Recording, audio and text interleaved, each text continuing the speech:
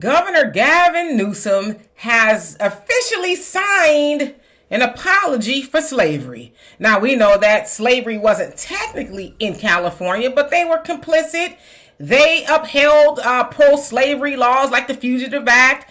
You know, a slave escaped, and that slave master was like, I want my slave back. California's like, bet, here you go, right? So they upheld that. Of course, all the other racist things that go on in California, even to this day, right? So I guess Gavin Newsom was like, well, we're not going to give them land or money or a Freedmen's Bureau. And listen, he didn't even have to veto it because the black politicians there in California was like, well, we're going to help old Big Daddy Gavin out, and we're not even going to take the vote to the floor, right? So they got to go. That's a whole different story, but they got to go. But nevertheless, back to this apology. And I want to say this, a funky apology. What is that supposed to do for anybody? That ain't going to close the wealth gap.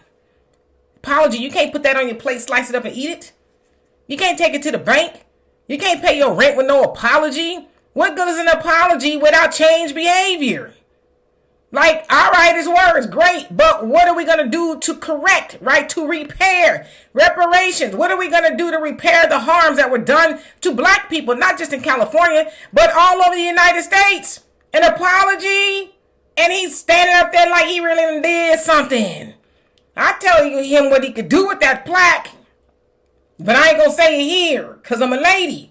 But he's standing up there like, well, we supposed to be happy. And you see all the black leaders, so-called leaders, misleaders, standing up there like they didn't really did something. See, Big Daddy Gavin, look, he cares. He issued an apology. Ain't nobody going to do nothing with no apology. We don't want that. We didn't ask for that. And it's not the first time that California has apologized for its role in supporting slavery. They've done it before. It hasn't changed nothing for black Californians at all. In fact, black Californians are doing worse than anybody in the state. They're the most homeless and everything else. Right now, the black population in California is less than 6% because black people cannot afford to live in California. But yet he giving out an apology. We don't want that, Gavin. You know what we want. But more importantly, since y'all won't give us what we want y'all out of there. That's what we want.